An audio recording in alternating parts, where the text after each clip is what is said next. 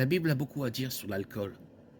Le mot vin apparaît 232 fois dans la Bible. L'expression boisson fermentée en référence à des boissons alcoolisées plus fortes est mentionnée environ 20 fois.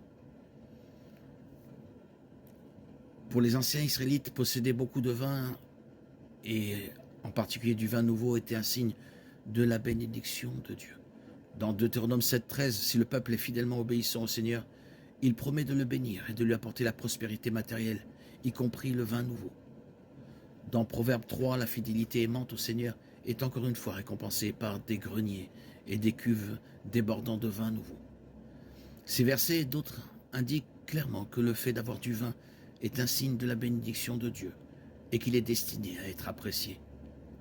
Lorsque les Israélites se rendaient à Jérusalem pour les différentes fêtes, il leur était demandé d'apporter ou d'acheter du vin ou d'autres boissons fermentées, d'en profiter et de se réjouir en présence du Seigneur. Deutéronome 7, 26.